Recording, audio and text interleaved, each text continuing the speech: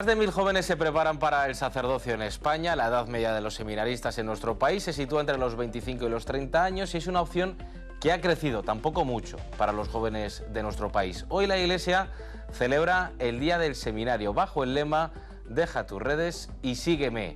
Y algo así le pasó a Miguel, le pasó hace ya 5 años.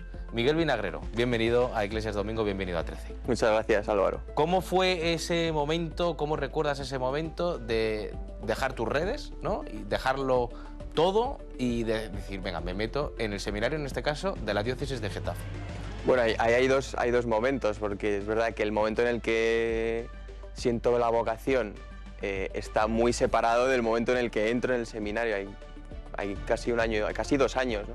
Pero fue el 4 de noviembre de 2018, ahí fue cuando siento con mucha fuerza la voz del Señor que me dice: Miguel, quiero que seas cura.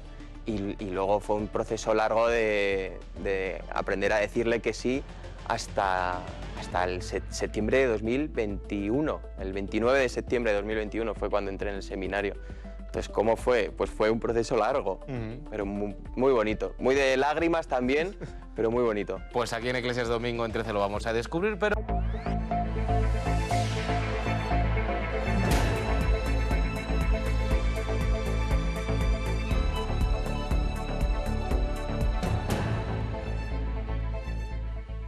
Estamos en 13, estamos en Iglesias Domingo y estamos celebrando aquí el Día del Seminario, precisamente con un seminarista. Les saludábamos antes, Miguel Vinagrero. Miguel, bienvenido de nuevo a Iglesias Domingo. Ya. Oye, ¿cómo es un seminario por dentro? Es decir, ¿es un colegio mayor?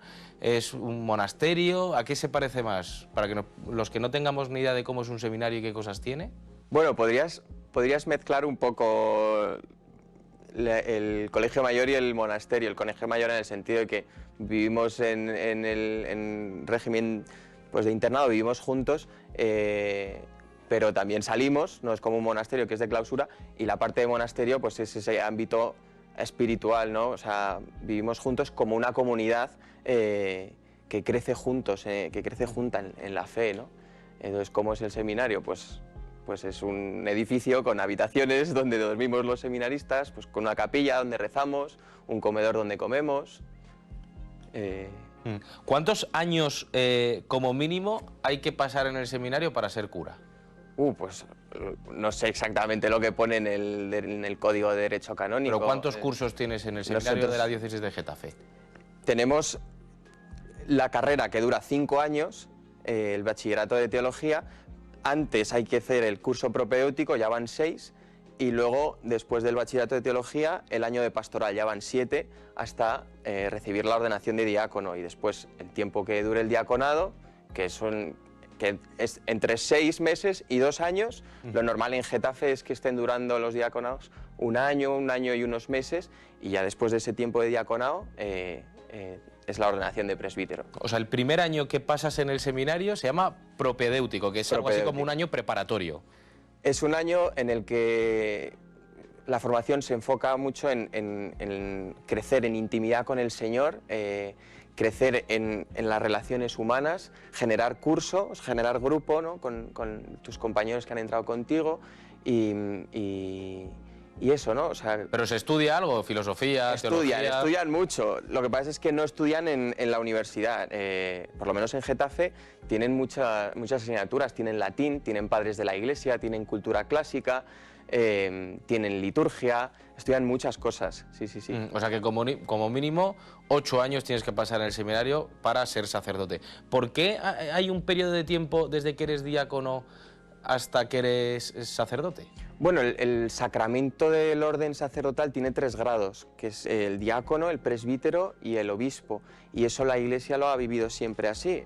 Antes de llegar al presbiterado se pasa por el diaconado, que es el primer grado. El diácono es el siervo, ¿no? el que sirve en la Iglesia. Su ámbito propio es el de la caridad y el de la palabra.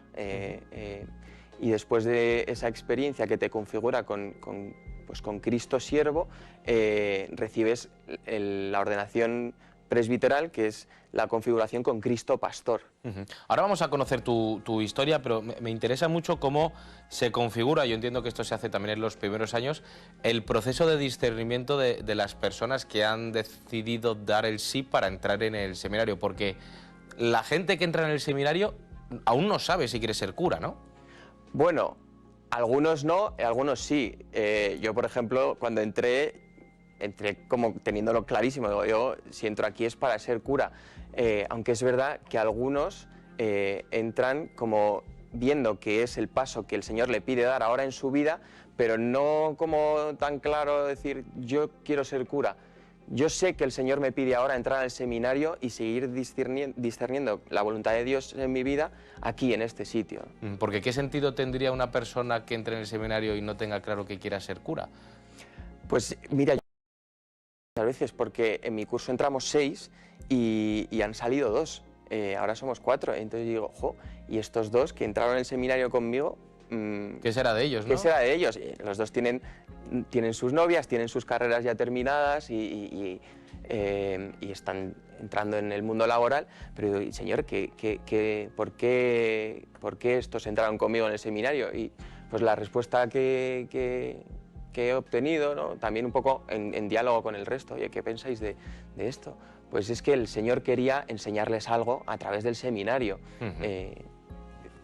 Y algo lo descubrieron seguro. Algo descubrieron seguro. Bueno, Miguel es uno de los 1066 sacerdotes que hay en nuestro país, un número que ha crecido con respecto al año pasado, pero vamos a ver qué nos dicen los últimos datos actualizados de seminaristas en España. Inma. Pues estos datos, Álvaro, nos indica que España actualmente cuenta con 1.066 seminaristas, 30 más que el año pasado. Esto refleja de cierta manera la recuperación de las vocaciones. La mayoría son jóvenes entre 25 y 30 años, a los que se suman otros 110 seminaristas internacionales.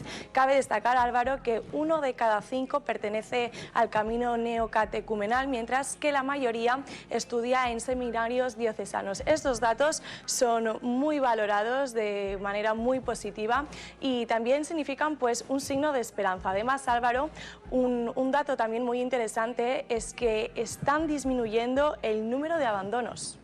El discernimiento se está haciendo en estas etapas primeras, se está haciendo pronto y por lo tanto consideramos que se está haciendo mejor. Es decir, que quien entra en el seminario no entra a probar, a ver qué pasa, sin más, sino que previamente ha tenido un recorrido acompañado, ha hecho un discernimiento previo, ese discernimiento se afianza y se fortalece en esas etapas iniciales del seminario y eso hace pues que a lo largo de los años restantes del seminario pues la decisión vocacional esté como más consolidada, como más madura. Miguel, en tu caso, en esos primeros años en el seminario, aunque tú has dicho que lo tienes claro, ¿te entraron dudas? No, de querer ser sacerdote, no. O sea, de que el Señor me llame a ser sacerdote... ¿De querer abandonar el seminario? No, nunca he dudado de que el Señor quiera que yo sea sacerdote, siempre lo he tenido claro. Nombrabas 2 momentos cuando te preguntaba por tu vocación, uno el 4 de noviembre de 2018. Eso es hace ya muchos años, casi 10. ¿Qué pasó? Pues el día anterior, el 3 de noviembre, se ordenaron sacerdote a un amigo mío, Eduardo, y es verdad que en la ordenación hubo un primer movimiento interno de aquí está pasando algo y no sé muy bien qué es lo que está pasando, y al día siguiente, en la primera misa que celebró, pues justo al principio de la misa, ¿no? En la procesión de entrada, cuando todos los sacerdotes que venían con él a acompañar en este momento tan importante, porque la primera misa, la ordenación y la primera misa de un sacerdote es un evento festivo, ¿no? Pues en ese momento, ¿no?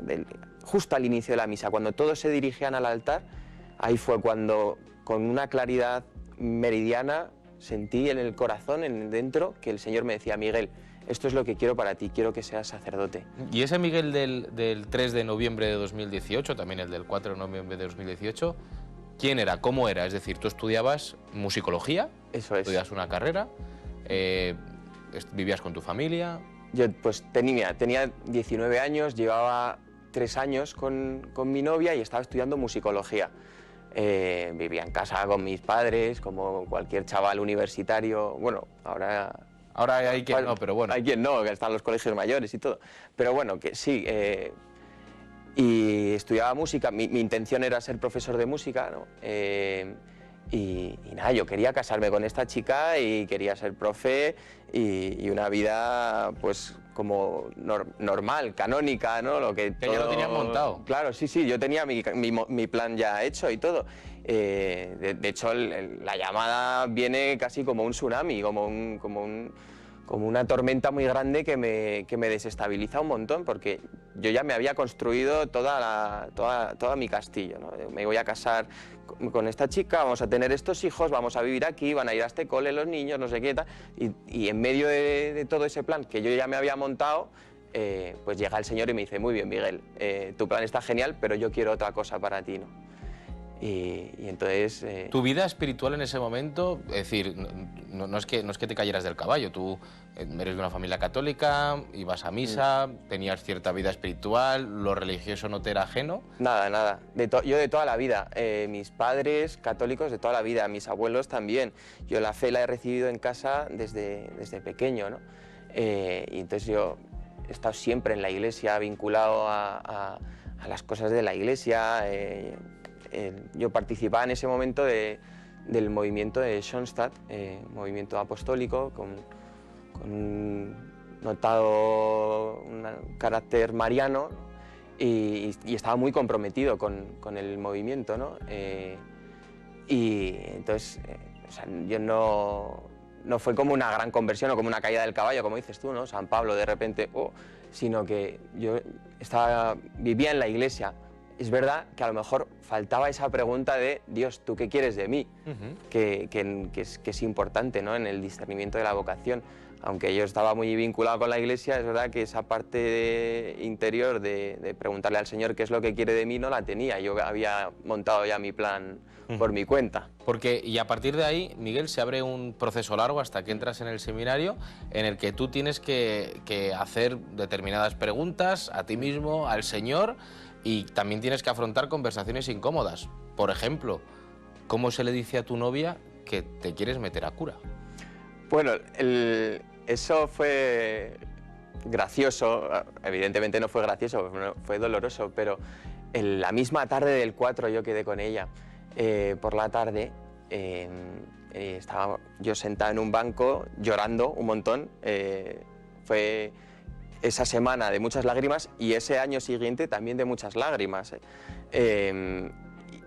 Oye, ya estoy aquí, vale, genial, llego, no sé qué, tal. Yo llorando, ella se sienta a mi lado y me dice, sin que yo dijese nada, no hizo falta, ella algo vería, que se sienta a mi lado y me pregunta: Miguel, ¿tú quieres? Y yo, bueno, lo estoy pensando, puede ser, no lo sé. Entonces la conversación fue el mismo día y ese mismo día tomamos también la decisión de tomar cierta distancia, para que yo estuviese solo y pudiese tomar una decisión que no estuviese condicionada. Entonces, la conversación no fue fácil y el tiempo después tampoco. ¿Y tus padres cómo encajaron esa noticia? No sé si se la contaste rápido. Mis padres vieron enseguida que algo me pasaba, porque, como ya te he dicho, fue un proceso difícil para mí y entonces digo, uy, este niño está raro, le pasa algo. Pero es verdad que cuando se lo dije, lo recibieron con muchísima ilusión. O sea, yo he tenido esa gracia que tristemente no todos la tienen, ¿no? Que cuando transmiten la vocación en casa, que los padres les acompañen. Pues yo, gracias a Dios, desde el minuto 0, mis padres lo han recibido con mucha alegría, mis hermanos también, mis abuelos, mi familia, mi entorno, todo el mundo lo ha recibido con mucha alegría. Pasa un tiempo hasta que decides entrar en el seminario. ¿Qué es lo que pasa en tu vida? O ¿qué preguntas te haces? ¿Qué procesos empiezas a llevar?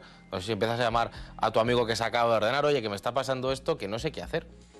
Bueno, fue un tiempo de mucha confrontación con la pregunta, ¿no? De decir, oye, yo quiero ser cura, o sea, esto es verdad o es algo que me estoy inventando yo. También fue muy necesario en ese tiempo el acompañamiento, no hacerlo solo. Yo lo hablaba mucho con el sacerdote que me acompañaba en ese momento y me ayudó mucho, ¿no? El no estar solo. Y luego me ayudó la vida interior, ¿no? La oración, ponerte delante del sagrario y con la pregunta, yo quiero ser cura, la pregunta también de por qué a mí, ¿no? Esa pregunta estaba un montón. Me acuerdo, allí en la misa había mucha gente, ¿por qué me tuvo que llamar a mí, ¿no? Entonces fue un proceso pues, de mucha oración, de vida interior, de acompañamiento, de conversación, de vida dentro de la iglesia también, o sea, no separarse, ¿sabes? Como el león se come al ñu que se separa de la manada, pues esto igual, ¿no? O sea, seguir en la iglesia y ver que dentro de la iglesia que esta vocación es verdadera. Y luego fue un proceso también de abandonar todo ese plan que te contaba antes, porque en el aprender a decirle que sí al Señor, tenía también que aprender a decir que no al plan que yo me había montado. Entonces por eso fue un tiempo tan largo, porque estaba muy aferrado al castillo que yo me había construido. ¿Cómo fue la primera noche que pasas en el seminario? Ese día en el que de repente te dejan tus padres, coges la bolsa, te dicen cuál va a ser tu habitación y empiezas ya a conocer a gente y pasas tu primera noche. ¿Cómo recuerdas esas primeras 24 horas en el seminario? Mira, eso es gracioso porque a mí no me gusta nada el puré de verduras. Es una cosa que llevo fatal.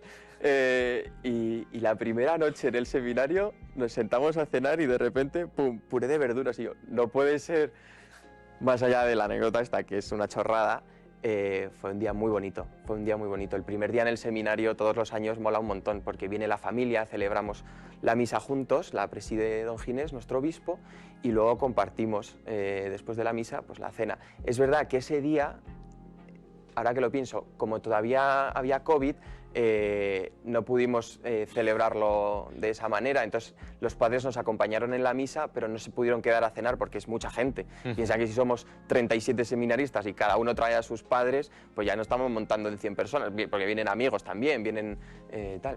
Entonces ese primer día no se quedan los padres, nos cenamos el puré y es verdad, conocer gente, no tanto porque a todos en el seminario ya les conocía, porque los sábados tenemos el introductorio, que es para los chicos que están discerniendo la vocación, pues vienen al seminario el sábado por la mañana, tienen su formación y luego comen con nosotros, celebran la misa con nosotros, y después jugamos al fútbol, lo que sea. Entonces yo a todos los seminaristas ya les conocía.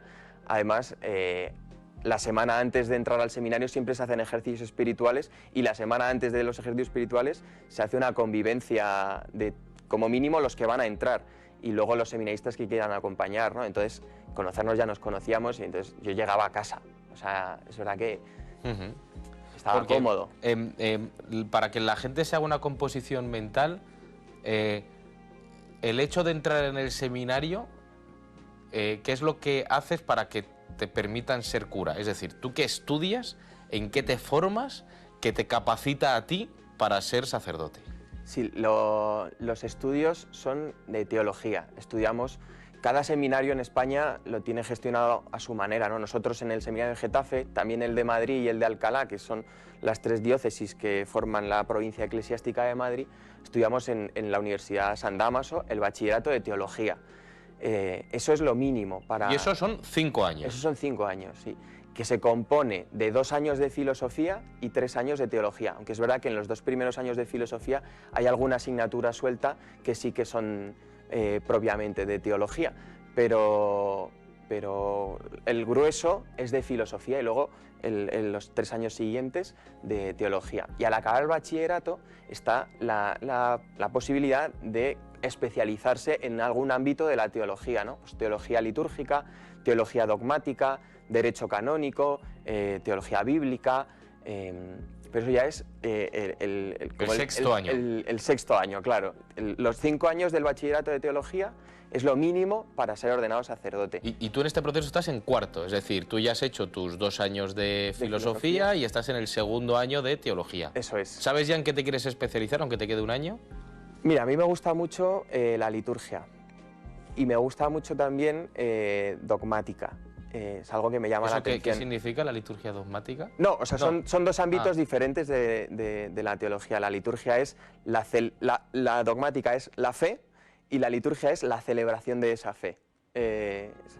Lo que creemos es la dogmática, ¿no? Pues, sí, el credo, lo que creemos, y la liturgia es cómo celebramos esto que creemos, ¿no? O sea, los ritos, ¿no? Un poquito la... Sí. La puesta en escena. Sí, en la Iglesia conocemos una frase que dice lex orandi, lex credendi, ¿no? Lo que creemos lo celebramos, va unido. Entonces son dos ámbitos que me llaman mucho la atención. Si tengo que decirte ahora mismo, si me dices mañana te tienes que matricular, yo creo que cogería liturgia. ¿Y en todo esto dónde queda la musicología? Bueno, pues no queda fuera, porque es verdad que en el seminario hay mucha música. Para empezar, en la liturgia. En misa, por las mañanas, siempre cantamos. Luego, por la tarde, siempre tenemos una hora de exposición al Santísimo, pues cuando se expone el Santísimo, pues el canto de exposición, el canto de reserva. Luego, las vísperas también cantamos mucho. O sea que en la liturgia hay mucha música. Y esa un poco la medio coordinamos los que sabemos algo de música dentro del seminario. Somos varios con cierto talento, cierto don para la música, y estamos un poco al cargo de la música en la liturgia. Y luego en el seminario, cada vez que hay algún evento festivo, llámalo como quieras, ya sacas la guitarra, ya ¿no? Sacamos la guitarra y nos ponemos a cantar. El otro día, por ejemplo, todos los meses hay una cosa en la diócesis que es la oración con el obispo. Y este año, como es el día del seminario, está en marzo, la OCEO, esta oración con el obispo, ha sido en el seminario. Entonces siempre hay una oración y después cenar juntos. Y en ese rato de cena los seminaristas montamos un concierto y fue muy bonito, fue muy bonito. No sé si notáis desde dentro del seminario, o tú lo has notado en los 5 años que llevas ya en el seminario, ese boom de la espiritualidad del que tanto se habla. Sí. Porque en el seminario tenéis acceso a prensa, veis la tele, o sea, no estáis encerrados. No, yo tengo mi móvil y leo el periódico y veo las noticias ¿Y eso en el seminario se nota? La gente que entra, que no sé, que de repente hay un boom de gente que a través de experiencias que ha tenido pues en un retiro, o a través de movimientos como puede ser Hakuna o alguno de estos, que veis más gente dentro que fuera. Es verdad que en el seminario hay varios que participan del carisma de Hakuna. Alguno también ha entrado que ha conocido la fe a través de retiros así como más de impacto, como EFETA, pero no sabría decirte si eso ha aumentado el número o las cifras del seminario. Sí que es un tema que se habla, se comenta, en la facultad se habla mucho, ¿no? Este giro católico. En la asignatura de Trinidad, por ejemplo, el profesor nos mandó una antología de artículos de prensa que hablaban de de giro católico y no sé si tenía... La primera vez que nos mandó esta antología tenía a lo mejor 60 artículos de prensa, y la semana siguiente llegó a clase diciendo, bueno, que sepáis que ha aumentado a 80, o sea, es una cosa que se comenta, ¿no? Sí, despertar como de lo espiritual, se habla... Y entonces, y con esto ya terminamos, con tu experiencia, con lo vivido, con lo que tú has sentido, una persona que ahora mismo no sepa si Dios le está pidiendo esto, o porque Dios, ¿cómo te pide que seas cura? ¿Tú escuchas un sueño como San José que le hablaba a Jesús, que le hablaba a Dios, o hay señales que tú tienes que interpretar? Yo le preguntaba el otro día a los chavales de catequesis si alguno tiene el WhatsApp de Dios para hablar con él. No, Dios no habla a través del móvil, ¿no? Dios habla en lo interior del corazón, ¿no? Entonces, a un chico que está ahí, pues yo lo primero que le diría es vida interior, oración, ponerse delante del sagrado de que se llama El Divino Impaciente, que es la historia de San Ignacio de Loyola, de San Francisco Javier, y en el momento en el que Francisco se va a la misión y ya no va a volver a ver a Ignacio nunca, Ignacio le dice: Javier, la vida interior importa más que los actos externos, ¿no?